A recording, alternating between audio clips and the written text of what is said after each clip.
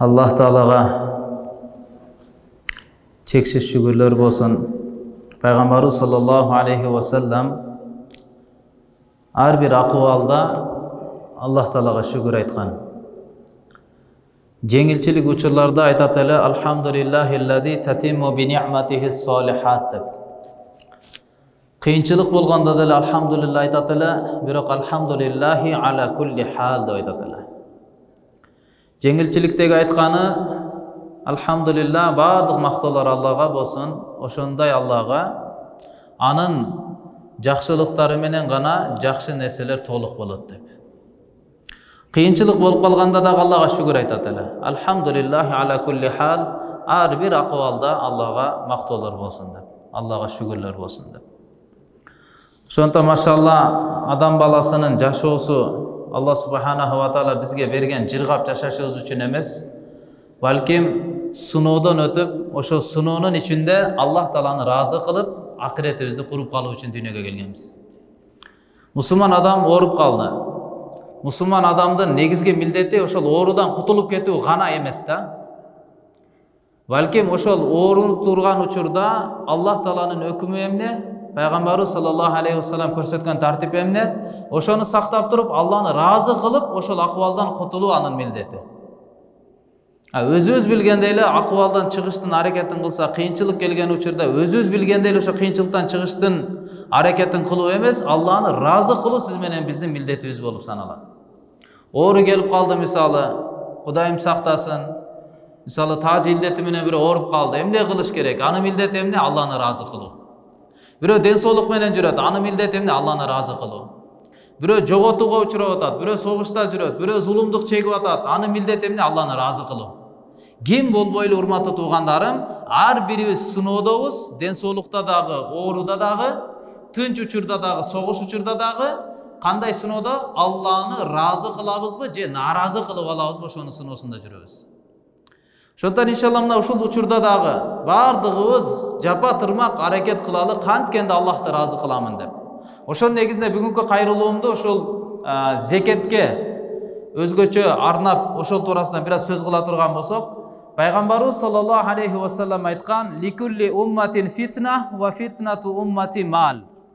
Her bir ümmetke taandık, her bir adamga taandık, koomga taandık, özlerinin fitnaları, dürbülöңdörü, sınoolары bolgan. Menin ümmetimdin fitnası, dürbülöңü, sınoosu bul baylık dep aytkan Peygamber aleyhisselam. Demek baylık urmatlı tuğandar bul çoğun sınoo eken. Birok baylıkты alımlar aytkan baylık öz zatında jakşı dep dagı aytılınbayt, baylıkты öz zatında jaman dep dagı aytılınbayt. Al baylıktın jakşı jana jaman boluusu baylıkты koldonup жатқан адамға таандык деп айтылған. Адамға таандык. Адам кандай болсо ошого жараша байлык. Адам жакшы болгон болсо ал байлык аркылуу канча жакшылык жетет. Адам жаман боло турган болсо, анын колундагы байлык, бийлик аркылуу канчалаган жамандык, бузукулуктар жерде орун алат. Бул байлыктын мисалын уламалар айткан, байлык бул уулуу жылан сымал. Эгерде аны иштетүүнү биле турган чебер адам уулуу жыланды кармаган болсо, анда анын колунда андан дары деген пайдасы тийип элдер пайдаланат. Ал эми эгерде аны уулуу жыланды аны иштетүүнү билбеген жаш бала кармап алган болсо, анда анын уусунан чагылып, уусунан улам өзү дагы жана башкаларга дагы зыян жеткирип коюунун коркунучунда отурат. Ошондон бул байлык өз затында эмес экен да, байлыкты иштеткен адамга таандык болуп калат экен. İmam Gazali rahimahullahu aytat, kimde kim 5 nersege köngül burup baylık tapsa, al baylıktan uusundan saktana alat. 5 nersege köngül bursa. Eger köngül burbay turgan bolsoңуз, anda bayagı aç kalgan mal siyahtı uy var go. Uy aç kalıp kalganda jaşıl çöptü görüp alıp turup jey beret eken, özünü toktota albay, oşonu söylenen içi köp ölüp kalat eken da. Oşonda ele adam egerde Peygamber aytkan bul baylık degen düğünü jaşıl, öte daamdуу degen, öte tattуу degen. Egerde anın erejesini saktабай baylıkты колдоно турган болсок, байлыкты таба турган болсок, анда бул дагы адам баласы жей берип ичи көбүп кандай өлүп калганын өзү байкабай калат. 5 нерсеге көңүл бурсун дейт. Биринчиси, байлыктын максаты эмне эле? Эмне максатта байлык берилген? Мактаныш үчүнбү? Текебирлениш үчүнбү? Пайгамбарыбыз саллаллаху алейхи ва саллам bir hadisти мазмунда айтат. Ali radıyallahu anhu bul hadiste rivayet kılgan. İnna Allaha farada ala aghniya'il muslimin fi amwalihim al-qadra allazi yas'u fuqara'ahum. Albatta Allah Müslümanlardın baylarının жоопкерчилигине moynuna байлыктарында ушундай өлчөм ченемди милдет кылган зекет, үшүр, садакаңарды бергиле деп милдет кылган, ал бардык кембагалдардын муктаждыгын өз ичине камтып ала турган. Демек эгер байлар эле бир эле исламдын өкүмүн аткара турган болсо, зекет дегенди бере турган болсо, өз учурунда кылтыксыз, толук кандуу, анда демек муктаж мусулман калбайт экен жер бетинде. Күнү бирөөгө муктаж болуп көчөдө калган, кийими жок, үстүндө тамы жок, тамак ашы жок, мусулман калбайт экен эгерде байлар эле өз зекетини берип баштаган болсо. Пайгамбарыбыз айтып атат. Wala yajhadal fuqara idza ja'u aw aru illa bima yamna'u aghniya'uhum. Jana muhtaç kembagal adamlar aç kalıp, жылаңач kalıp kıynalgandары bul baylarının sarаңдык kılıp tosуп alганdık себептен gana bolot дейт. Demek ойлобош керек, урматтуу тууганым, siz иштесеңиz, акча тапсаңыз эле, ошол тапкан акчаңыз автоматтык түрдө эле сиздин эле ээлигиңизге өтүп кетпейт. Сиздин байлыгыңызда толтур адамдардын акысы турат. Муктаж болгон тууганыңыздын акысы турат. Кембагал кошунаңыздын акысы турат. Жетим жесирлердин акысы турат. Ошол сиздин квартирама квартира көчүп, үй таппай, жегенге тамак аш таппай жүргөн адам, жакыр адамдардын акысы турат.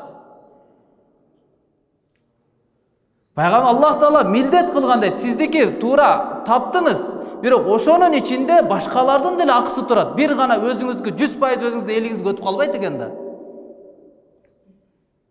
Wa inna Allah ala көңүл бургула дейт пайгамбарыбыз. Wa inna Allah yuhasibuhum hisaban shadida aw yu'azzibuhum azaban alima. Albatta Alloh Taala өзүнүн байлыгынан зекет бербеген бай адамдарды өтө катуу эсеп китепке алат, эсепке тартат. Же болбосо жанчыдагы азап менен азаптайт аларды дейт.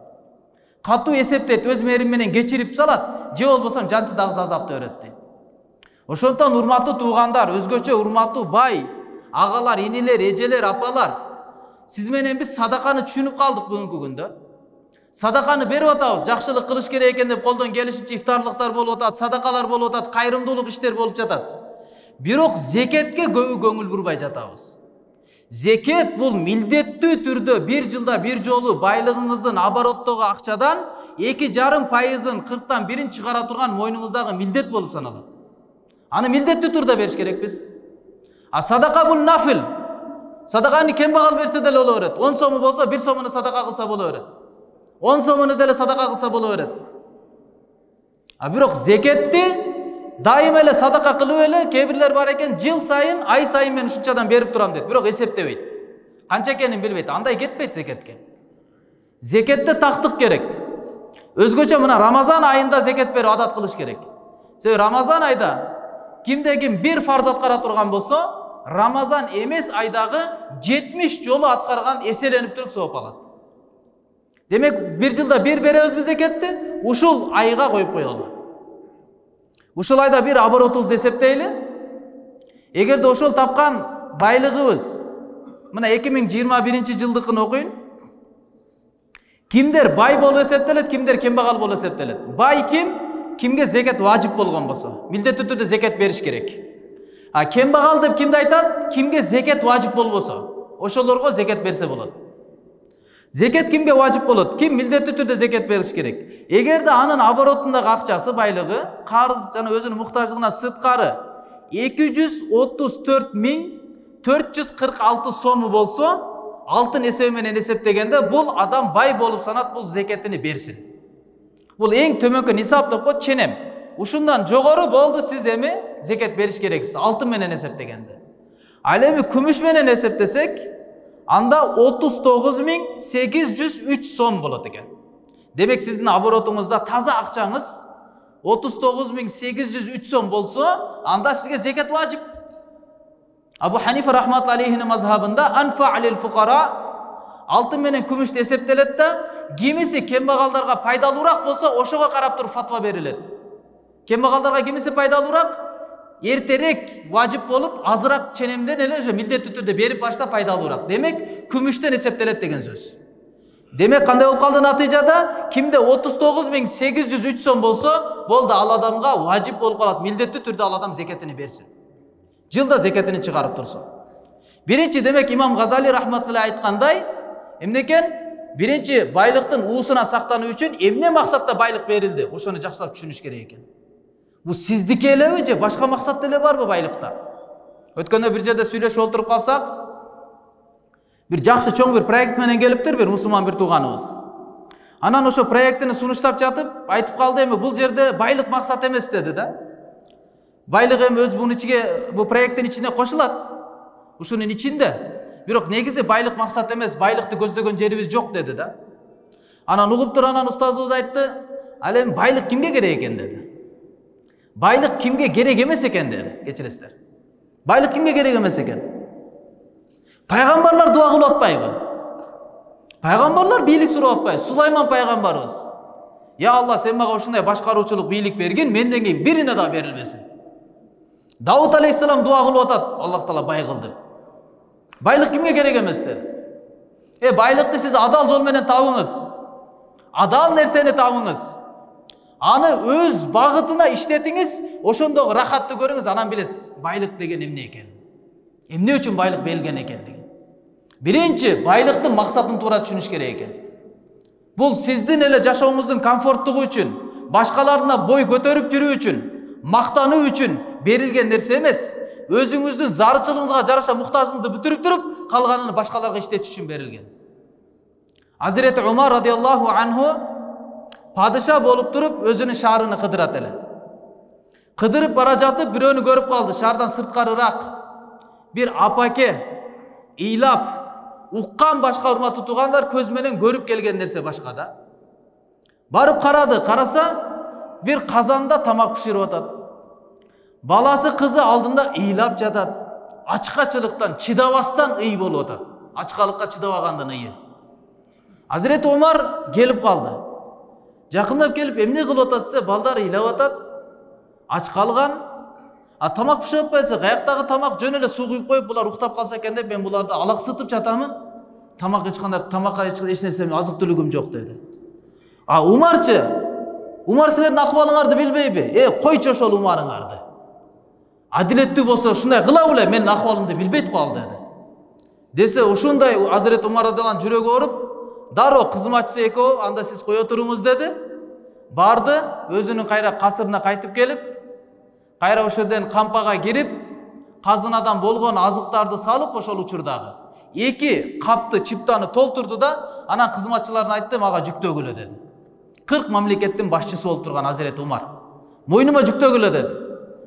Десе айтты, Амир, башчыбыз, келиңиз биз эле алып баралы десе, жок, мага жүктөгүлө. Келиңиз биз кылалы, кантип сиз көтөрөсүз десе, айтты, эмне кыяматта дагы силер менин жүгүмдү көтөрөсүңөрбү? Кыяматта да жүгүңөрдү көтөрөсүңөрбү? Сен байсың, тамак ашың бар, жыргап жатасың, бирок адамдар көчөдө жашап атат, тамаксыз жашап атат. Балдар, кыздар ыйлап атат ачкалыктан. Ушул суроо жоопто сен дагы менин жүгүмдү көтөрөсүңбү деди да. Десе унчукпай калды. Жүгүнү мойнуна көтөрүп берди. 2 чыптаны алып келип, Азирет Умар радиаллаху анху ушундай өзүнүн ордуна тура албастан элпектенип, ошол жерде үйлөп, риваятта келет, жата калып, отту күйгүзөйүн деп үйлөп жатканда, чаң ошо түтүндөрү дейт, сакалынан дейт, мындайынан чыгып атты дейт да. Өзү тамак кылып берген аракетин кылып, от жагып берген аракетин кылып, ошол жерден жата калып от жагып берди да. Анан кийин кызматчысы айтып калды, жеп баштаган тамак пишип калгандан кийин, эми кеттикпи эми Азирети Амирул Муъминин, эми кеттик, момундардын башчысы, жүрүңүз десе, айтты, жок, кое тур деди. Мен булардын ыйлаганын көрдүм. Булар ач калып, баласынын, кызынын, өзүнүн ыйлап жаткан акыбалын көрдүм. Эми мен булардын курсактары тойгондук себептен, булардын күлгөнүн дагы бир көрөйүнчү деди да. Мына урматтуу тууган, эгерде сиз байлыкты туура тауып туруп, туура жакка сарптай турган болсоңуз, мына ошондо сиз рахатты көрөсүз. Байлыктын табуунун максаты эмне экенин түшүнөсүз да. Бул башкача рахат.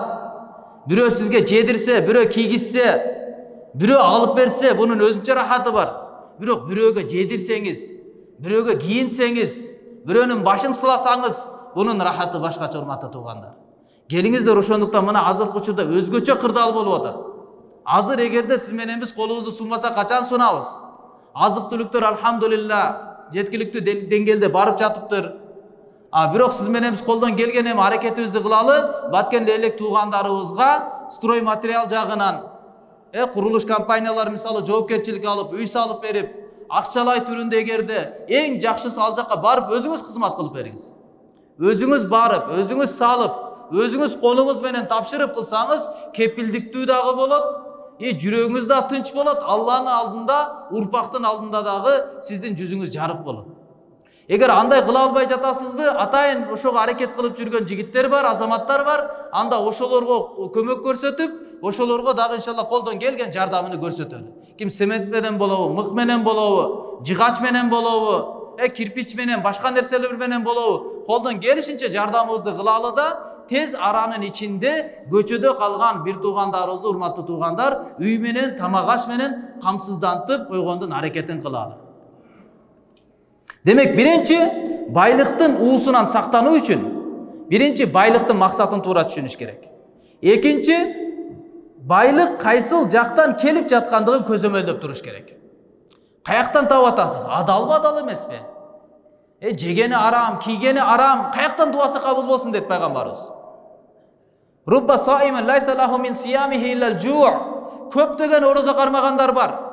Орозосунан ач калгандан башка эчтеке жок. Эмне үчүн? Орозо кармайт, бирок ооз ачат арам тамакка. Өз орозо кармап атат, бирок кесиби, келген ырыскысы арам жол менен келип атат.